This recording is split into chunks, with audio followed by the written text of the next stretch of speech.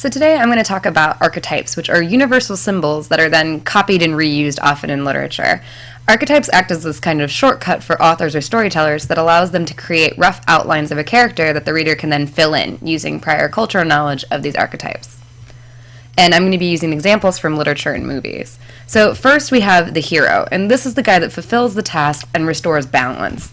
Luke Skywalker restores balance to the Force in Star Wars, and King Arthur unites the kingdom, bringing balance and prosperity. So the next two are subsets of this hero archetype. So first we have the young person from the provinces, and this is a hero that is taken away when they're very young and usually raised by strangers.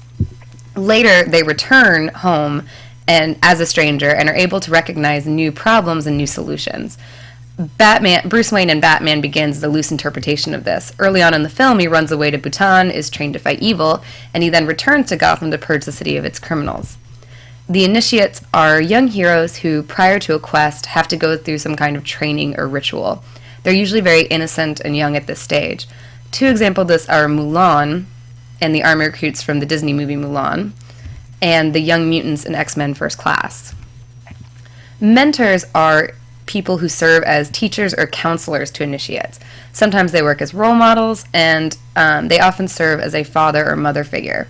They teach by example the skills that are necessary to survive the journey and the quest. Cinna acts as a mentor for Katniss in the Hunger Games, teaching her how to act in the interviews and how to carry herself, while Haymitch is a drunker mentor that actually tells her how to survive in the arena.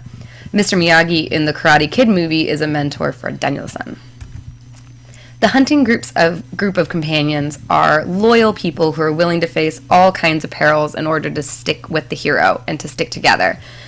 Two examples of these are the Asgardians in Thor and X-Men. Loyal retainers are individuals who are noble sidekicks to the hero. It's their whole job to protect the hero, and they often reflect the hero's nobility.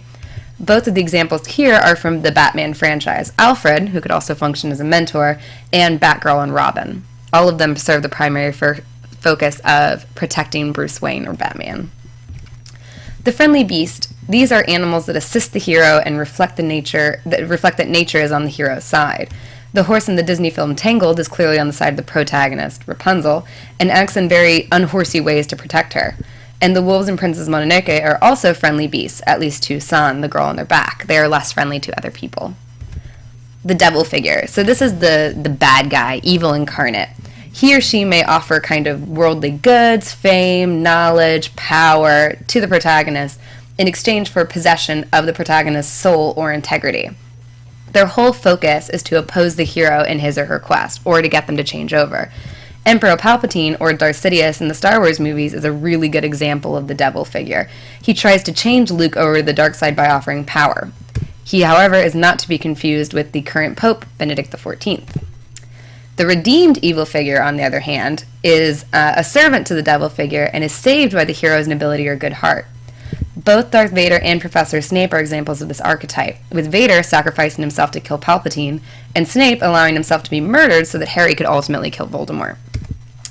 The outcast is banished from a community for some crime, real or imagined, and the outcast is usually destined to become a wanderer.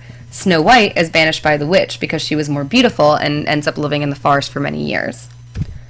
The Earth Mother is a character of symbolic fulfillment, abundance, and fertility. They often offer spiritual and emotional nourishment to the hero or other people that they come in contact with.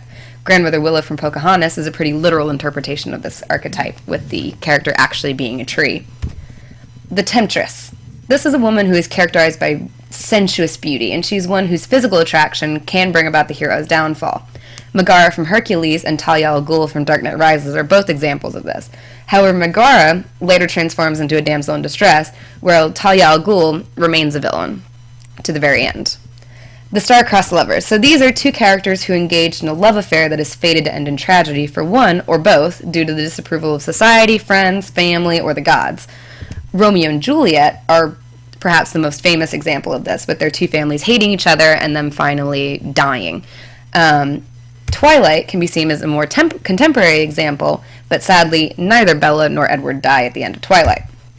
And finally, the creature of nightmare, and this is usually a monster of some sort, either physical or abstract. and it is summoned from the deepest, darkest parts of the human psyche, nightmare, all of these things, to threaten the lives of the hero or the heroine. Gamork from the Neverending Story, which is the big black wolf, is kind of the physical representation of the main character's nightmares, and Freddy Krueger, again, is a creature from Nightmare who escapes from our heads and then attacks us. So this has been a brief introduction to character archetypes as told by Jung, and with some brief examples that I hope are very helpful for you. Thank you.